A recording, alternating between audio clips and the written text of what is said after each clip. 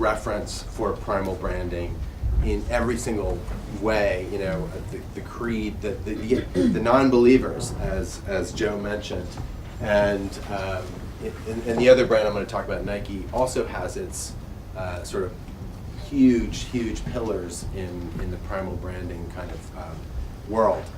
But let me start with Apple. And sorry, I haven't seen this in a while, but I'm going to take you through 3 principles that I hope will, in your work with your brands and clients and your own brand, hopefully you can take away from. Some of them you've heard before, and I love Carly's, be cool. To me, that's number one, because we have to work together as an agency and a client, or in many other ways, and I think that's number one. But I have my own 3 principles. Some of them are stated slightly differently. And this is as a result of doing work with creative people, brands, and my own work at Props, which I'll get into a little bit, over the last 20,000 years. So with Apple, it was such an interesting story from I'm a believer. I'm certainly one of the faithful, who doesn't think they're being bamboozled with all the messaging I get every day, to the point where I'm like, trying to justify even the evil behavior that they have, But one thing that became really clear in working on this campaign was, and if you don't know the campaign, it was around 2006. Apple, the Mac had sort of gone into a low period. It was perceived as something you might use at home, not for business. There was a big chasm between Steve's desire to be a much more mainstream, much bigger brand, have much more market share, and where the product was. So Steve's brief to Lee Clow, who was my boss at the time, was, I want 5% market share. And I love that kind of brief, because it's not prescriptive in any way. It's just saying, this is the business result that I want. 5% market share. Go figure out how to do that, right? And Chiat Day had just started the Media Arts Lab, and I got hired to build out the digital piece of that. So here I am, thrown in. I moved my family to LA. My wife is a New Yorker. She doesn't drive. That was problematic. My child didn't speak French, and we put him in an all French speaking school.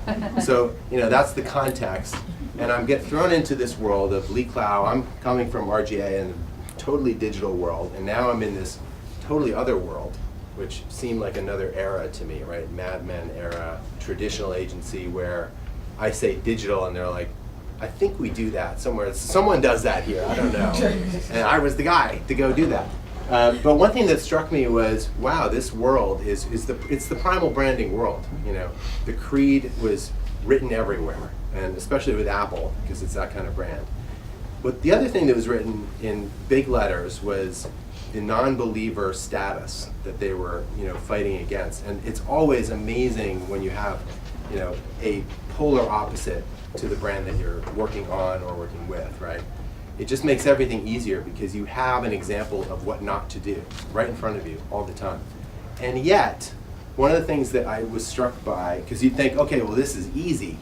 White psych, guy speaking to camera, done, right? And basically that was the exercise. We had 5 people or so on the team, creative team, plus a bunch of people around us doing all kinds of other things, strategy, account, et cetera, the typical sort of agency model. Except what wasn't so typical was we had Lee Clow there with us and Steve every Wednesday. So every Wednesday, we had to fly up to Cupertino, go in a huge conference room and pitch ideas to this guy who I'd only heard about, read about.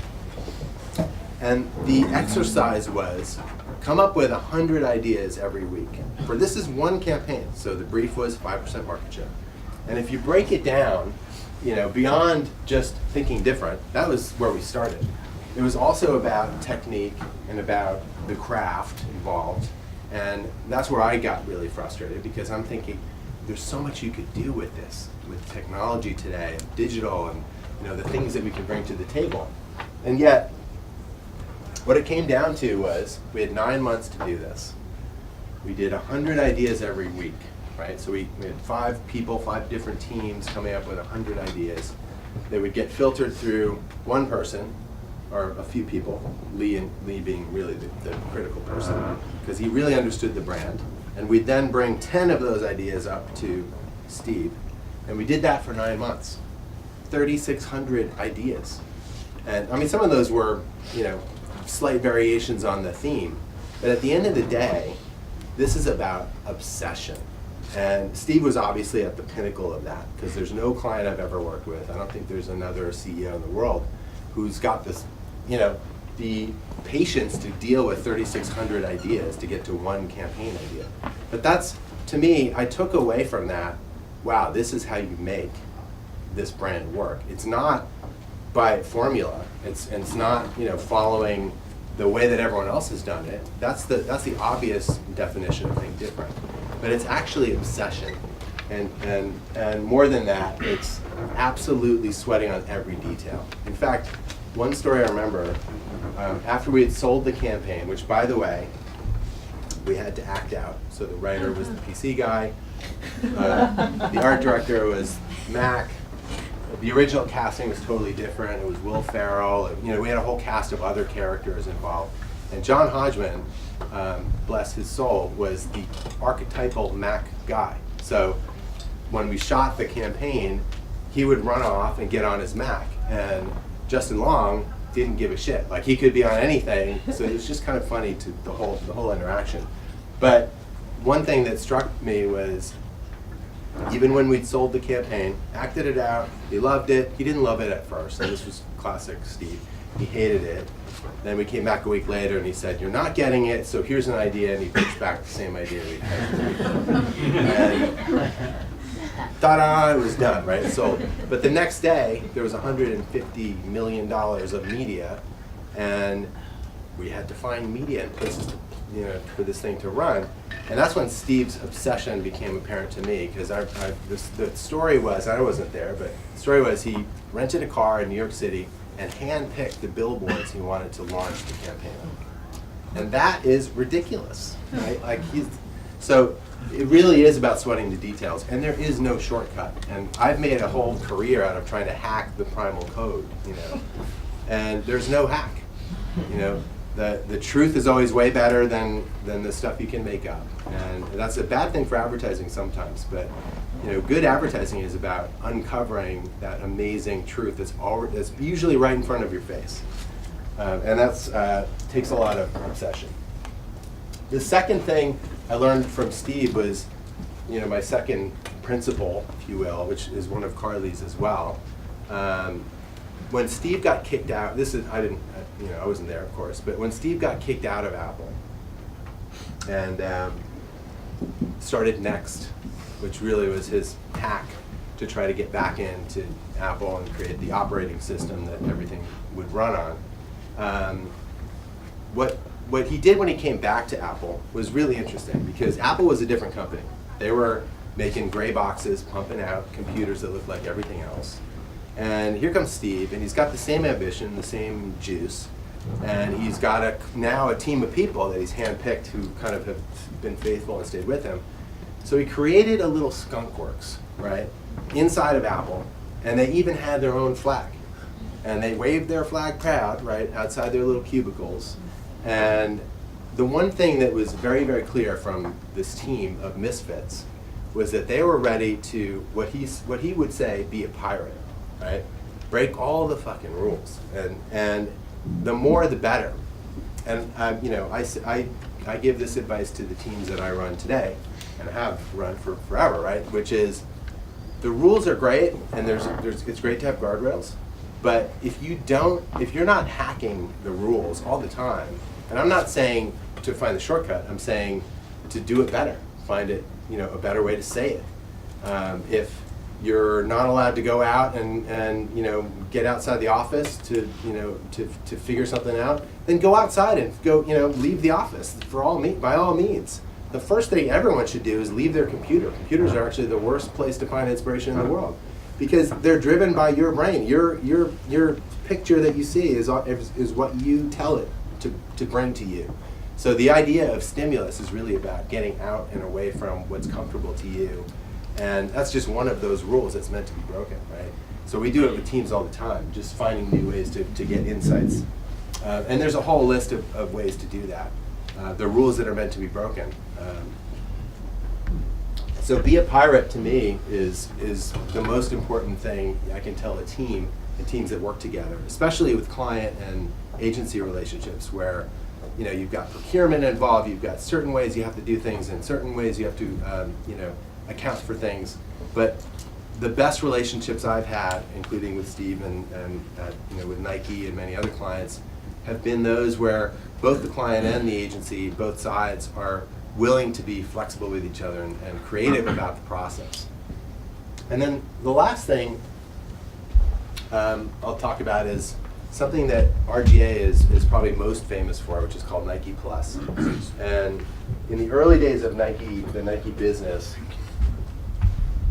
there were about 3 of us at RGA. It was in a very interesting Bauhaus building on 39th Street with a courtyard in front. It looks like LA more than New York.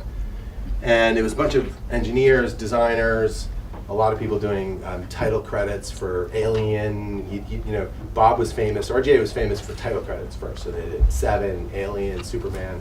And then they got into special effects for TV. And then Bob's brilliant sort of stroke was to get rid of the broadcast studio and hire everyone back non-union as digital studio design. So I was one of those people brought in to do digital stuff originally, which was game design in the beginning.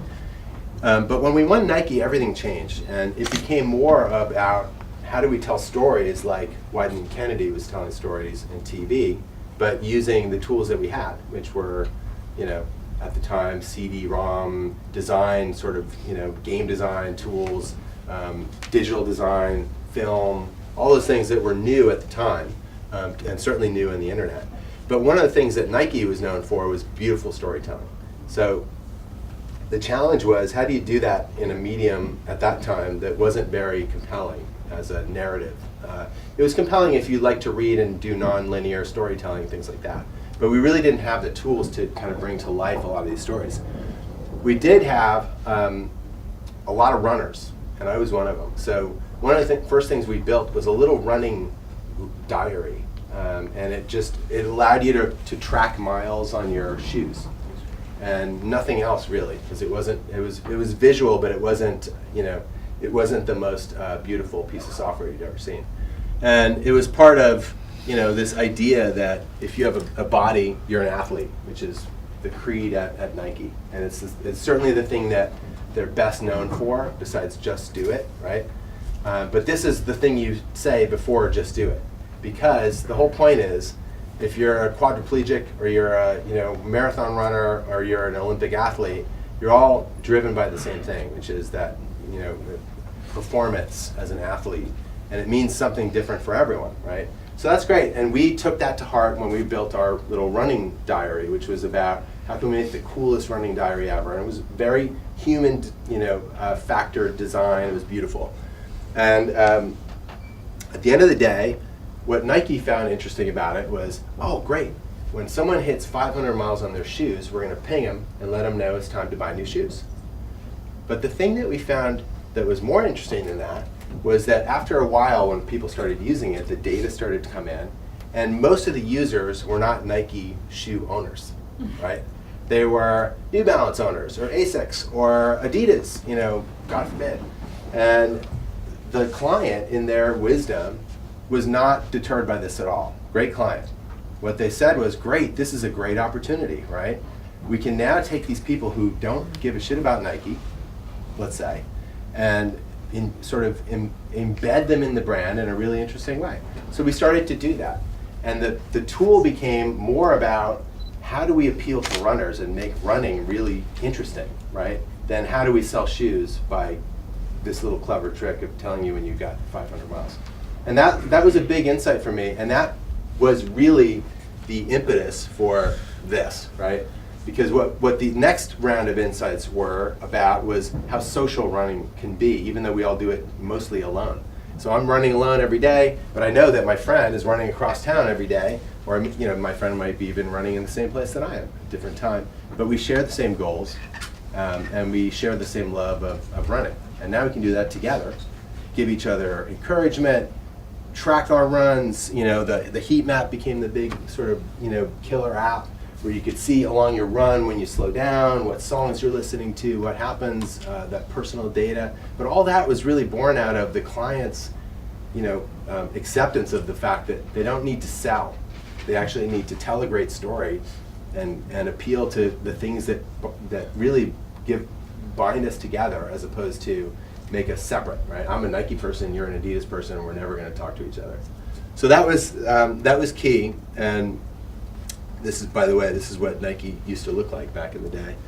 And these are the old shoes some of the old shoes that were some of the impetus for this. Because again, it's not really about old shoes, it's about the love of running. So kill your darlings was sort of my last principle there. And that was, the idea that, I don't know who came up with this. It's, Bill Goldman or, who knows, but. Hemingway? Yeah. That's what you said. I looked it up, and it's got 50 people attributed to it. But the point of kill your darlings is sometimes you have to throw out the things that you are predisposed to believe, right? Because you don't question them. And brands do this all the time. Oh, we can't do that. We don't. I hear this all the time.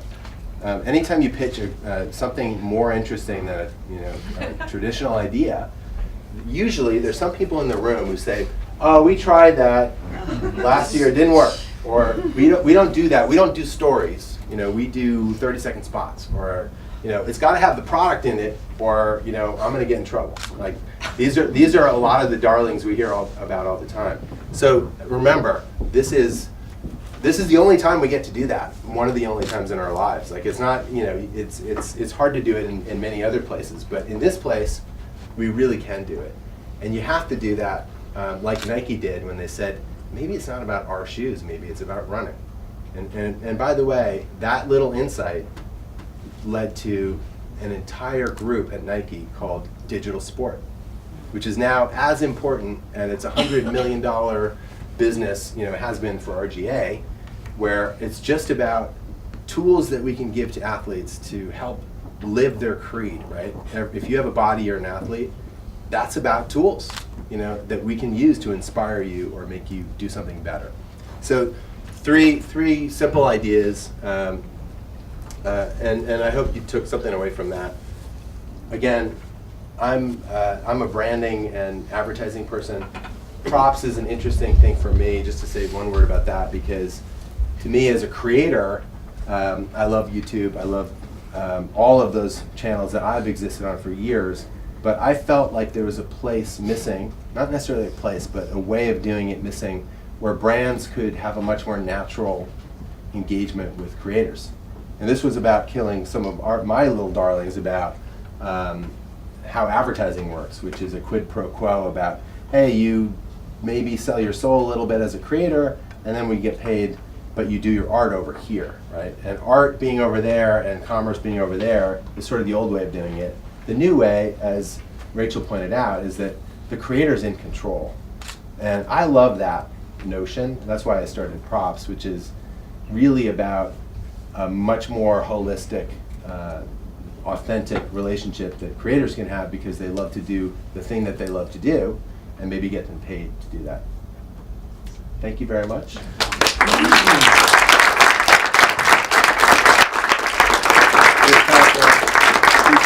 Yes, we have time for two really good questions. I know this is a really good question, so please don't throw things at me, but a lot of us are leaders in different organizations of different sizes. What do you look for in a creative leader when you're hiring someone? So if you were an executive again at RGA or wherever. I am right now. Oh, you are? Okay, sorry. I thought your Props was full-time. But what do you look for in a creative leader that you're hiring? It's funny, it's a whole other presentation I just gave earlier today at RGA. 5 things, right? 1, obsession, you just saw. 2, empathy. And I measure empathy by how many times someone brings either their own personal anecdotes to the table or something they saw, heard, felt, recorded, etc.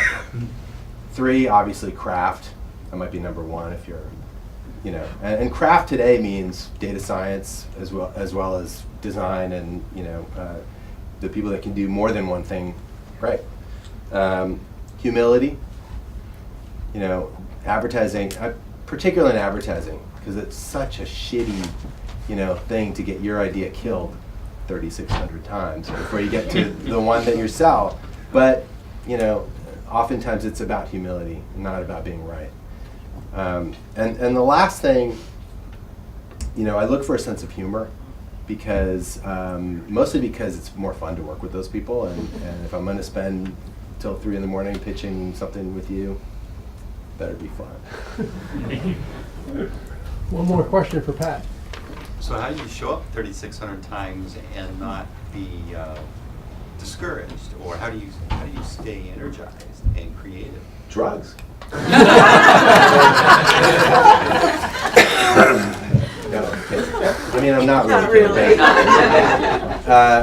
It's funny because my parents, who are sort of old school, I'm from Chile. They're like Latin. It's a particular thing, but they still don't understand what I do and what advertising is. And I keep telling them to watch Mad Men, and they're like, "So you drink and you have what? When do you work?" It's I'm like, well, it's all of the not fun stuff and none of the fun stuff. But I think what it is I really love working with creative people, and I try and find people who are inspired by new ideas, new ways of thinking. Advertising is a weird world in that way because I learn something new about 50 different categories every day, right? So there's that to it. I think with Apple though, in particular, I love the brand, and everyone that I worked with was really super inspired by it. You find that at places like Google and a lot of traditional companies too. Some of my clients have great brands, and people love working there. They've drunk the Kool-Aid. So I think as a brand steward, if you work at a brand, it's your job to make it fun. And also the creation story, there's so many great stories at most brands. That's where I look to first, right? When I'm doing anything with a new brand, it's what's the creation story? Who's the guy or woman who started it? What's their family like? Did they have a famous uncle? How did they get into the business and draw inspiration from that? But it's hard. I'm not saying it's easy. Thank you, Pat. Thank you, guys. Okay, really quick bio break.